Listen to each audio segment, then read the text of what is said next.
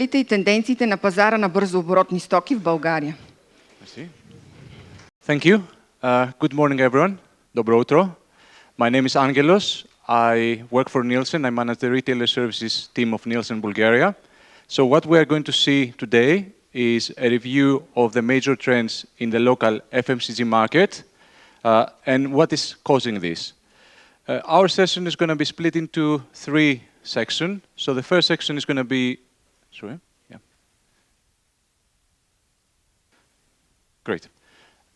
So the first section is going to be a review of the macro environment and consumer behavior. Then we will move on to FMCG market, top-line performance, and winning and losing categories out there. And obviously, we shouldn't finish without looking ahead, looking into the future, and see how we can grow the market and what are the emerging and booming trends out there. So let me start with the macro environment. And recently, there have been some very good trends in the macro environment. So there are some indicators in the end of last year which improved. The first indicator was unemployment. So unemployment was at 10.6%, as you see here. This is slightly above the average for Europe. But it's still the best rate for the last 3 years, and this is encouraging. Also, if we compare the prices with the evolution of salaries in Bulgaria, again we have a positive performance. So basically the blue line here is the historic index of consumer prices. So based on year 2005, the prices in the last 10 years have increased by 42%. And the orange line is the gross salary in leva. So what we see here is that basically the price levels have not been changed significantly in the last 3 years. So from 2011, as you see here, until 2014, prices have been quite similar. And actually there's been a deflation throughout 2014. But the salaries have slightly improved. So in the same period, the salaries have increased in Bulgaria by 15%, which means people, they have slightly more disposable income. Let's see how this relates to the market, obviously, later on. So moving on, you probably know consumer confidence. So consumer confidence is an index which is saying about how people perceive the economy and the situation out there and how they think the things will be in the future. So there's a lot of polarization between North and South, generally in Europe. So northern countries, they are more optimistic, and they have seen a recovery from the recession quite earlier. The southern countries, including Bulgaria, they are more pessimistic. And also, obviously, some of these markets like Ukraine or Russia, they are suffering from other external factors which are influencing the consumer perception. So Bulgaria, and this is the data for the last quarter of last year, Bulgaria we see at 75. This has been quite a big improvement compared to the same period of 2013, 13 percentage points. This is encouraging, but also let's note here that this is still below 100, which is the average, which is the positive. So it's still, people are cautious about the economy, they are careful about their finances.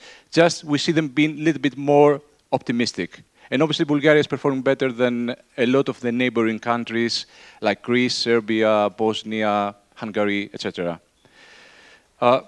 Let's see then how this relates to the market. So we see some things which are quite interesting and quite encouraging from the macro landscape. But unfortunately, this is not the situation in the FMCG market. So what we're going to see here is performance of total FMCG market in Bulgaria for the last 3 years, and the split on the right by quarter. So basically, as we see, the market in 2014 finished almost 3% lower than the year before in volume, and about 2% lower in value. So we see both volume and value decline. That's the second consecutive year that this happens.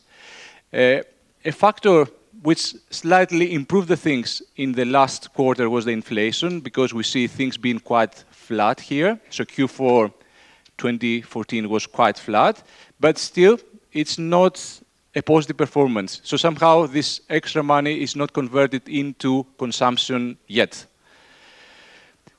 And let's try to see why this happens, why this paradox happens. So we ask consumers about how they feel about the economy, how they feel about the job outlooks.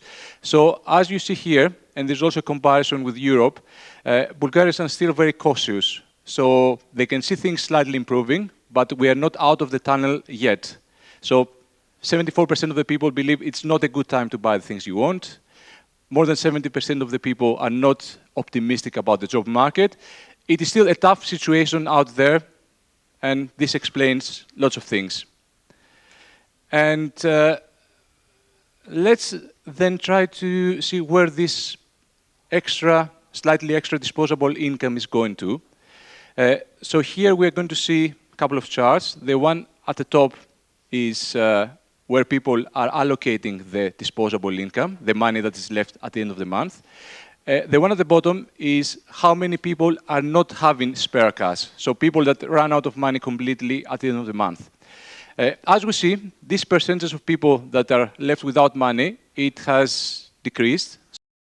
It used to be about a third of the people. However, people are not putting this extra money into consumption. So what they're doing is they are allocating for things that they probably canceled some time ago, like paying debts, credit cards, loans, for improving their home and decorating, for savings, because they are still cautious about the economy. So lots of things are happening, but not FMCG consumption.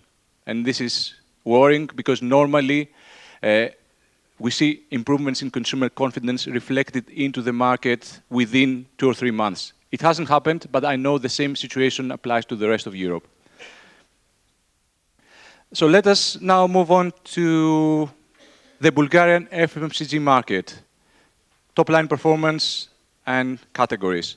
So we saw before that the market is negative, so both in volume and value. We have split out here by the 4 major clusters of categories. So food and non-alcoholic drinks, drug, tobacco, and alcohol. So these are the 4 big groups of categories. Food is really driving a lot this decline because food has been in value, significant value and volume decline compared to last year. And we're going to see in the next few slides why this happens. Drug is a category which is still having some price inflation. So we see it being negative in items, which is the orange bar, but it's slightly positive in value. There's some price inflation in personal care specifically.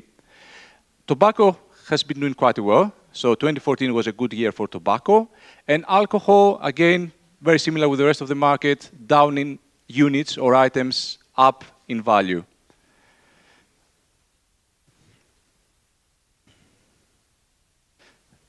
These are the 10 biggest supergroups in the Bulgarian FMCG market, so groups of categories. As you see, tobacco is very significant. It's 27% of the value sales, and also the green arrow indicates that there has been a growth, so it has become slightly more important in the market.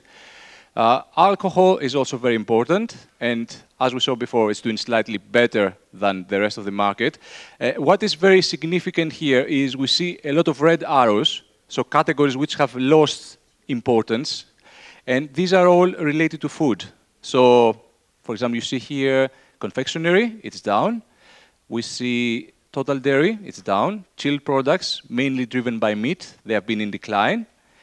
And also, we have the chilled products, which is the big decline, driven by meat, which is a category which is suffering quite a lot. So overall, we see some of the biggest supergroups relating to food not being able to recover and losing share in the market.